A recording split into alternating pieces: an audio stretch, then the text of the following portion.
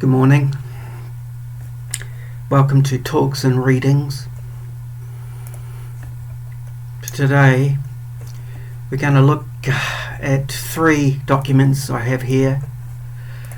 One is the Business Email Compromise Playbook, which is a certain criminals utilize this to dupe corporations and corporate employees into thinking they've been given a task by a superior. I'll talk a bit more about that. Then we'll talk a little bit about what goes on in the government space or the corporate or small medium enterprise space. It's called procurement fraud. A case study here. This is when, basically an employee will buy things or order things that aren't allowed. And then we're going to look at this one from the European Parliament. It's a briefing on understanding money laundering through real estate transactions. So we'll start with the real estate, shall we? Seeing as that's so damn in your face these days. Okay, so this is by the European Parliament. Understanding money laundering through real estate transactions. Summary. Money laundering through real estate transactions integrates black funds into the legal economy while providing a safe investment. It allows criminals to enjoy assets and derived funds, having camouflaged the origin of the money used for payment. Now, a number of techniques are used, namely cash or opaque financing schemes, overvalued or undervalued prices, and non-transparent companies and trusts or third parties that act as legal owners. Among the possible indicators are geographical features, such as the distance between the property and the buyer and their actual geographical centre of interest. In order to assess the existence of a money laundering risk, concrete assessments of transactions and a customer's situation provide indications that help raise red flags and trigger reporting obligations. The anti-money laundering recommendations set out by the International Financial Action Task Force, FAFT, are implemented in the European Union by means of coordinated provisions, chiefly the Anti-Money Laundering Directive. Customer due diligence and reporting of suspicious transactions are tools to address money laundering. Real estate transactions involve both non-financial and financial sector parties operating under different legal requirements. Yet, reporting of suspicious transactions in real estate is limited, leaving ample room for improvement. Improvement is all the more necessary inasmuch as money laundering in general, and in the real estate sector in particular, has a major socio-economic impact, the magnitude of which is difficult to quantify. Awareness is, however, growing as a result, not least of high-profile examples of money laundering through real estate in a number of EU cities. So in this briefing, real estate, a haven for money launderers, addressing the misuse of real estate for money laundering, tackling the problem, a work in progress, real estate, money laundering, impact. And this is written by Cécile Remer. Now I'm going to pivot over to this one. Business Email Compromise Playbook. What is business email compromise? A business email compromise, BEC, is an email-based fraud technique that is designed to allow an attacker to gain unauthorized access to confidential information or extract money through fraudulent requests for payment or wire transfer. How does BEC work? BEC attacks typically rely on the ability of the attacker to impersonate a well-known individual in an organization, for example the CEO, or a trusted external contact partner entity. This can be achieved in various ways, but the most common methods include 1. Email domain spoofing, 2. Lookalike email domain, and 3. Email account compromise. These terms will be elaborated later under the section of how to respond to an incident. Do note that the 3 scenarios provided in this playbook are not exhaustive. And I just want to stop there because I want to talk about the meaning of this video series. Basically, I'm all for, I guess you could say I'm a bit of a whistleblower of sorts, or I don't know. Of course, people in glass houses can't throw stones, right? But I don't know. What I'm gonna do is I'm just gonna include the links. I'll set up a Google Drive or something and put these links I have to these materials here. Take it or leave it. You know, you might think what you want about me, but you know, I am what I am. I can't help that, and I'm just gonna keep going. Okay.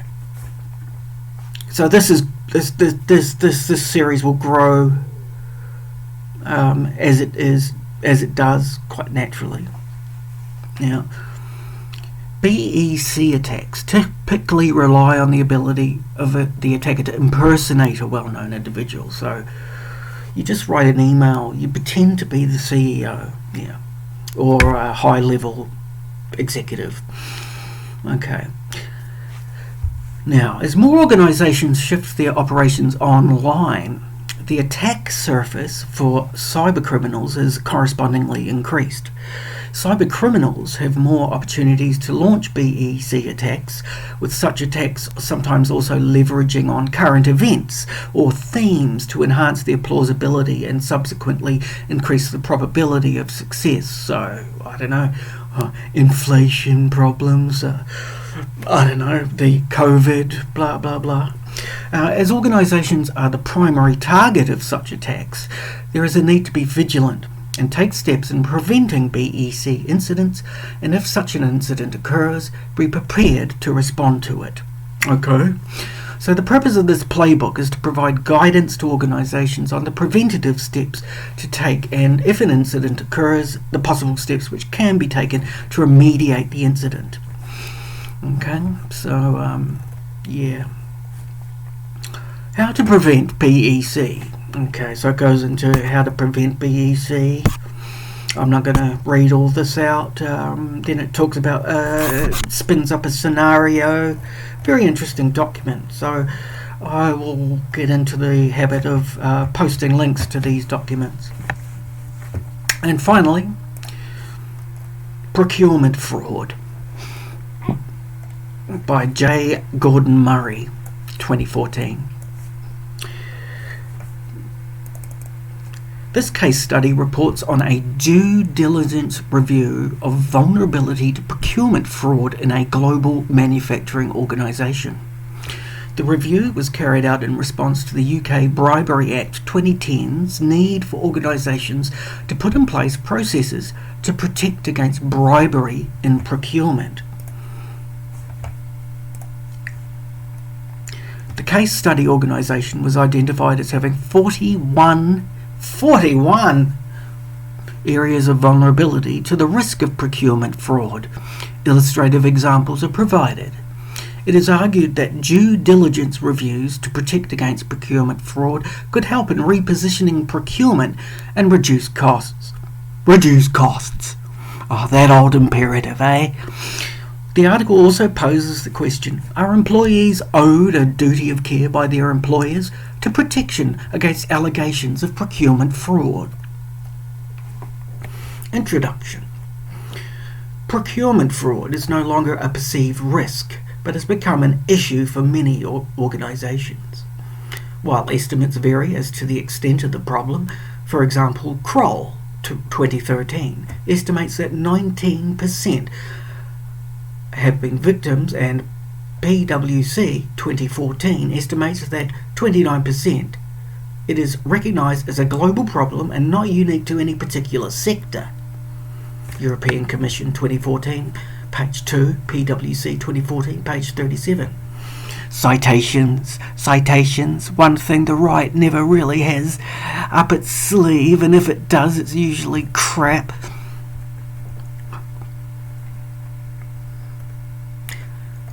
Transparency International was warned that the localisation agenda and associated dismantling of the audit regime, that's what the new Prime Minister is going to be doing in the UK, I'd say. In the UK local government has increased the level of risk. While the UK's National Fraud Authority, in a report that provides excellent examples of procurement fraud, argues that changes to procurement policy and process provide an opportunity to design fraud risk out of procurement.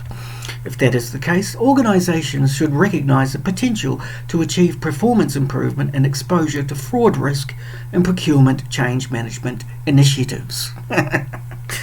Yet, academic literature is almost silent on procurement fraud. A web search of 3 major academic publishers yielded only 3 journal articles, one from 1987, Evans, another from 1995, Davies, and a third focusing on the risk of construction sector fraud in China, Ding, Wang, Zhang, Huang, and Cui, 2014.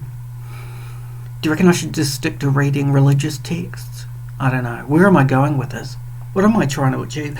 Having the appearance of a taboo subject within academia, anecdotal evidence suggests corruption is one of the biggest impediments to the adoption of modern procurement practices. Early supplier involvement, partnerships, a shift from lowest price wins, and so on, are viewed as increasing exposure to procurement bribery, fraud, and corruption, and therefore avoided.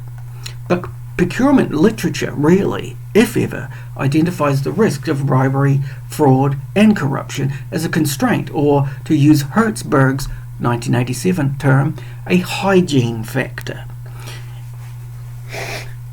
In its many procurement development/maturity models, for example Rick and Long 1988, Kamish and Keogh 1991, we do not know whether putting in place systems to protect against procurement fraud, for example, have a positive impact on procurement's strategic contribution and benefits. Blah, blah, blah, blah, blah, blah, blah, blah, blah, blah.